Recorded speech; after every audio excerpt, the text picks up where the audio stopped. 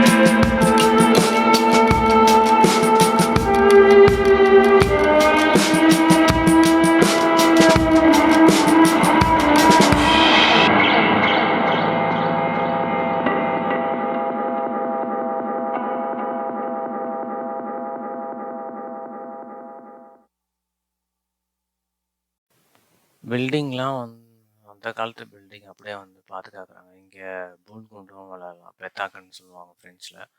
இங்கே பாருங்கள் எவ்வளோ பெரிய பிக்னிக் ஸ்பாட்டு. இந்த கார்டன் வந்து ரோடை தாண்டி அந்தாண்ட போகணும். நீங்கள் பார்த்துட்டு வந்து சின்னதாக இருக்குன்னு அப்படியே போயிடாதீங்க. நடுவில் வந்து ரோடெலாம் இருக்கும். இங்கே பாருங்கள் எவ்வளோ சூப்பராக இருக்குது. அந்தாண்ட சைடு ஃபுல்லாக இருக்குது. என்ட்ரன்ஸ் வந்து ஒரு சைட்லேயும் இருக்கும். ஒரு ரோடு இந்த சைடுக்கு இப்போ நம்ம வந்துட்டு ஒரு 4 ரோடு அதுமாரி தாண்டி போகணும். ரொம்ப பெரிய கார்டன் இது. பாரிஸ், சென்டர் ஆஃப் பாரிஸில் நடுவில் இருக்குது. எவ்வளோ பேர் பிக்னிக் ஸ்பாட்டு. நாங்களும் சாப்பாடு எடுத்துன்னு போய் இப்போ சாப்பிட்டுட்டோம். எவ்வளோ பெரிய கார்டன் பாருங்கள். Flowers, statues. இங்கே ஃப்ரான்ஸில் வந்து மொத்தம் பாரிஸ்லேயும் வந்து 5 லிபர்ட்டி ஸ்டாச்சுஸ் இருக்குது. இங்கே ஒரு லிபர்ட்டி ஸ்டாச்சு வந்து வச்சுருக்காங்க. இன்னொன்று வந்து பாரிஸில் ஐலாண்டு பக்கத்தில் இருக்குது. எவ்வளோ சூப்பராக இருக்கு பாருங்கள். கார்டனே க்ளீனாக மெயின்டைன் பண்ணுறாங்க. நீங்கள் வந்தால் வந்து யூஸ் பண்ண மறக்காதீங்க. வீடியோ கடைசி வரைக்கும் பாருங்கள். அப்போ தான் புரியும். கடைசி வரைக்கும் அப்படியே பார்த்துக்கிட்டே வந்து சப்ஸ்கிரைப் பண்ண மறக்காதீங்க.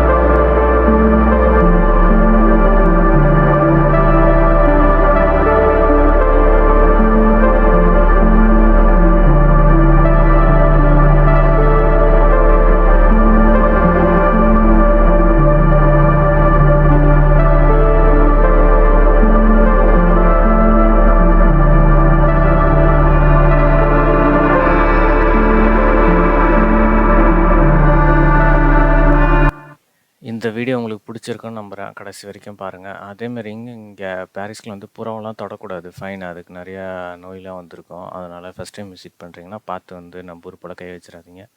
Take care. பாய். அடுத்த வீடியோவில் பார்க்கலாம். வாழ்க தமிழ், வளர்க தமிழ்.